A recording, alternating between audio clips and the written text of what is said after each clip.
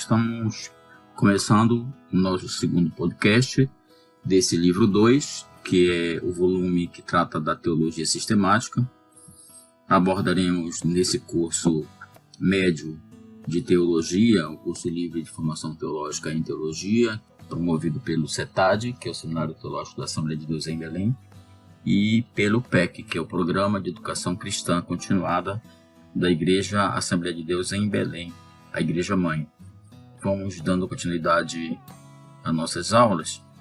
Na aula anterior, nós vimos uma visão geral da teologia sistemática como uma área da teologia, área de estudo teológica das doutrinas cristãs. E neste livro, segundo livro do curso, nós vamos abordar 3 doutrinas da teologia sistemática: Cristologia, que é a doutrina de Cristo; Soteriologia, a doutrina da salvação; e Eclesiologia, a doutrina da igreja. Então, iniciaremos agora a aula sobre o tópico Cristologia. Vamos fazer uma introdução sobre esses estudos cristológicos. Vamos abordar a pessoa do Senhor Jesus Cristo. No item 2, a sua natureza, a natureza de Cristo. No item 3, os seus ofícios. E no item 4, faremos uma visão panorâmica da vida de Cristo. Esses são os tópicos que trabalharemos nesse primeiro tópico do nosso livro de estudos. Então, o que vem a ser a Cristologia, né? O que é a Cristologia?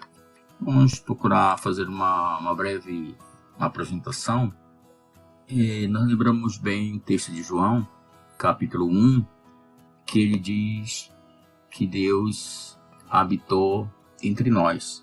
Eu vou abrir a minha Bíblia aqui, no nosso livro texto, e também na nossa Bíblia. Vamos fazer a leitura bíblica do versículo 1 ao 4 do livro do Evangelho segundo João, que é o evangelho que tem como referência a divindade de Cristo, e do capítulo 1 ao 4, e vamos pular para o 14. Diz assim a palavra de Deus: No princípio era o Verbo, e o Verbo estava com Deus, e o Verbo era Deus. Ele estava no princípio com Deus. Todas as coisas foram feitas por ele, e sem ele, nada do que foi feito se fez. Nele estava a vida, e a vida era a luz dos homens. No versículo 14, diz assim: O Verbo se fez carne e habitou entre nós, e vimos sua glória, como a glória do unigênito do Pai, cheio de graça e de verdade. Nós concluímos que, na letra desse texto, que Deus se fez homem na pessoa de Cristo e habitou entre nós. É maravilhoso vermos como Jesus Cristo atrai a atenção de todos sobre si. No desenrolar da sua existência entre nós, a sublimidade das suas doutrinas ensinadas, a magnitude e os efeitos da sua obra redentora sobre toda a humanidade provam que ele não foi um mero acidente histórico como os demais homens, e sim Deus que se fez homem e veio voluntariamente habitar entre os seres humanos para conduzi-los ao Senhor, ou seja, para conduzi-los a si mesmo. Jesus não se apresentou ao mundo como somente o Messias prometido ao povo judeu, e sim como o Filho de Deus, como o próprio Deus que se fez homem e veio habitar entre nós, cheio de graça e de verdade, para nos salvar, conforme acabamos de fazer a leitura no Evangelho segundo João. Então, Jesus afirmou ser Deus. Nenhum líder religioso reconhecido ousou fazer tal afirmação. Nem Moisés, nem Buda, nem o apóstolo Paulo, nem Confúcio, nem Maomé, nem Allan Kardec afirmaram ser Deus. Nenhum líder religioso toda a terra afirmou isso. Só Jesus Cristo afirmou e apresentou provas disso. O escritor norte-americano F. J. Mendel, ele diz o seguinte comentário: os ensinamentos de Jesus eram a palavra final acerca dos de Moisés e dos profetas. Ele nunca acrescentou melhoras ou revisões a seus pensamentos. Nunca se retratou ou mudou de opinião. Nunca falou demonstrando insegurança e incerteza. Isso é absolutamente contrário aos procedimentos dos líderes e mestres humanos que vemos hoje. Então Jesus foi alguém totalmente diferente, enviado por Deus, para que habitasse entre nós e nos trouxesse a redenção conforme está escrito na palavra. E então, estudar a Cristologia é estudar essa obra redentora. Portanto, objetivamente, a Cristologia vai ser e é a área da teologia sistemática que estuda a pessoa e a obra de Jesus Cristo. E vai nos dando tudo aquilo que nós precisamos saber acerca do que ele fez, do que ele veio fazer por nós, pela sua igreja, tudo aquilo que vemos ao nosso redor acerca dos seus ensinamentos. Também o Dr. Millard Erickson, em sua obra Teologia Sistemática, ele faz o seguinte comentário: quando passamos a estudar a pessoa e a obra de Cristo, estamos bem no centro da teologia cristã, pois, uma vez que, por definição, os cristãos são os que creem em Cristo e o seguem, então a sua compreensão, a compreensão de Cristo, deve ser o centro e o determinante do próprio caráter da fé cristã. Tudo o mais é secundário ao que a pessoa pensa a respeito de Cristo. Assim sendo, devemos dedicar atenção e cuidado especial em fazer a nossa cristologia. Ou seja, não dá para ficar estudando outras coisas. O cristão precisa conhecer profundamente a pessoa e a obra de Cristo, porque ele é o cristianismo. O cristianismo existe porque ele veio ao mundo e nos trazer essa redenção. Jesus Cristo é o cerne de toda a realidade cristã. É o personagem central da história do mundo. Aliás, a história humana se divide em antes e depois dele. É o nome mais falado em todos os lugares. O estudo da pessoa de Jesus Cristo, portanto, se reveste de grande importância por causa da relação que ele sustém com o cristianismo. A relação que há com o cristianismo, não pode haver cristianismo sem conhecer Jesus de forma plena. Relação esta que nenhum outro fundador de religião tem para com suas religiões. O cristianismo é Cristo e Cristo é o cristianismo. Assim, como líder espiritual do cristianismo, Jesus Cristo é o objeto de conhecimento e também da fé. Omiti-lo seria como omitir da astronomia as estrelas e da botânica as flores. Portanto, não dá para ser cristão, para fazer o cristianismo sem conhecer a pessoa e a obra de Jesus. O mestre da Galileia, pelo que sabemos, nada escreveu. Embora existam milhares de livros a seu respeito, ele viveu na Palestina durante todo o seu ministério terreno, retirando-se apenas quando esteve, segundo os evangelhos, ali nas regiões de Tiro e Sidom, estavam além da fronteira da Judéia. Entretanto, seu nome é conhecido em toda parte do mundo. Impérios surgiram e se foram.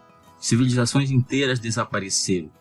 Revoluções militares, convulsões sociais e políticas mudaram a própria ordem do nosso mundo. Mas aquela pequena comunidade de pescadores fundada pelo judeu Jesus de Nazaré, dessa aldeia pequena ali na Galileia, a sua igreja hoje permanece em pé desde o primeiro século. São mais de 2 milênios de existência, como um rochedo firme em meio ao mar de contínuo movimento na história das civilizações. Não há uma instituição mais perene, mais concreta do que a igreja. Então, a cristologia, segundo o Dr. Luiz Berkoff, a cristologia nos põe a par da obra objetiva de Deus em Cristo, construindo um ponto sobre o abismo entre o homem e Deus e eliminando a distância entre eles. A doutrina nos mostra Deus vindo ao homem para afastar as barreiras entre Deus e o homem, pela satisfação das condições da lei em Cristo, para estabelecer o homem em sua bendita comunhão. Então, Cristo é a provisão da graça de Deus para uma aliança de companheirismo com o próprio homem, que provê uma vida de bem-aventurada comunhão com Deus. Mas a aliança só é eficiente em Cristo, por meio de Cristo. Por isso, como falamos na aula introdutória, o doutor em sua obra também Teologia Sistemática, Histórica e Filosófica, Alistair McGrath, ele diz assim que a pessoa de Jesus Cristo é de central importância para a teologia cristã. Embora a teologia pudesse ser definida como falar acerca de Deus, em geral, a teologia cristã confere um papel central a Cristo. A natureza desse papel é complexa, mas bem compreendida ao se considerar em seus vários elementos. O primeiro desses elementos é histórico, ao passo que os outros três são mais de caráter teológico. Portanto, a cristologia é uma das doutrinas, se não a doutrina principal. Como diz as Escrituras, Jesus é a pedra de esquina, pedra angular de toda a obra da igreja na terra. Portanto, a cristologia se propõe estudar e conhecer um dos mistérios mais profundos das Sagradas Escrituras, que é Cristo, o Filho de Deus vivo. Pois nele, segundo Colossenses 2:3, diz assim: pois nele repousam os tesouros da sabedoria e da ciência. Bem da verdade, ele é a sabedoria, o Verbo encarnado que veio habitar entre nós, e por sua vasta imensidão, a eternidade por si só não será suficiente para conhecê-lo em toda a extensão da sua glória, poder, sabedoria, majestade. Isso nos faz lembrar o grande Atanásio de Alexandria, que batalhou no Concílio de Nicéia, no início do século IV, contra Ário, contra a doutrina ariana. Ele discutiu nesse concílio acerca da natureza de Cristo, acerca da sua divindade. Vamos ver mais adiante isso com detalhe, a divindade de Cristo. Quando disse assim o teólogo Atanásio de Alexandria, ele diz assim: as consequências da encarnação do Salvador são tais e tantas que quem quer enumerá-las pode ser comparado a alguém que contempla a vastidão do mar e tenta contar as suas ondas. O apóstolo João disse que no final do seu evangelho, no evangelho de João, ele diz que Jesus disse, ensinou e fez milagres, maravilhas tão inúmeras e grandes que não caberiam livros nenhum em todo o universo que contivesse aquilo que ele havia feito. Então, o Verbo se fez carne, como já falamos, não devemos entender isso, que o Verbo foi transformado em carne, misturado com carne, mas sim que escolheu para si mesmo um templo formado pelo ventre de uma virgem, no qual veio habitar, e que aquele que veio desse processo é o Filho de Deus. Ficou sendo o Filho do homem, não pela confusão das substâncias, mas sim pela unidade de pessoa. Isso nós vamos estudar mais à frente, quando falarmos da natureza de Cristo. Vamos falar da sua divindade e da sua pessoalidade, da sua humanidade. Bom, vamos entrar agora no tópico sobre o Senhor Jesus. E depois iremos, segundo aqui a nossa leitura do livro-texto, entrarmos na questão da sua natureza de Cristo, na sua pessoa, de como ele é constituído. Esse é um mistério muito grande da teologia, queremos abordar logo em seguida. Então, no tópico Senhor Jesus Cristo, diz assim em nosso livro aqui: o dia do nascimento de Jesus é celebrado em todo o mundo, que é chamado de Natal. O aniversário da sua morte levanta a silhueta de uma cruz no horizonte. Quem é ele? Nós vamos comemorar o nascimento, que é o Natal, e também a comunidade cristã no mundo inteiro vê o aniversário da sua morte, que é comemorado, nós chamamos na Páscoa cristã.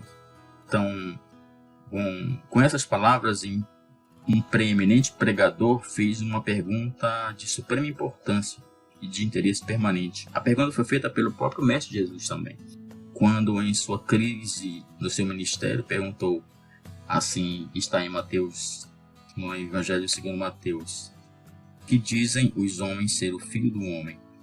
Ele ouviu a declaração da opinião do povo sem comentar, mas sua bênção foi pronunciada na resposta de Pedro, que disse: Tu és o Cristo, o Filho do Deus vivo. Essa pergunta, quem é o Filho do Homem? Que dizem ser o Filho do Homem, ecoa há milênios aos ouvidos da humanidade e permanece até hoje sem resposta objetiva por parte daqueles que ouviram essa pergunta. Mas a verdadeira resposta deve vir do Novo Testamento, escrito por homens que intimamente conheceram Jesus, por cujo conhecimento tinham por perda todas as coisas. Levaram Pedro a dizer aquela célebre frase: Tu és o Cristo, o Filho de Deus, o Deus vivo. Neste primeiro tópico falamos de o que é e para que serve a cristologia. Falamos da pessoa de Jesus, o Senhor Jesus Cristo, e no próximo podcast, na próxima aula, vamos falar da natureza de Cristo. Deus continue nos abençoando nessa caminhada de estudos em nome de Jesus. Olha, que Deus possa nos abençoar e abrir nosso entendimento para compreender a sua palavra.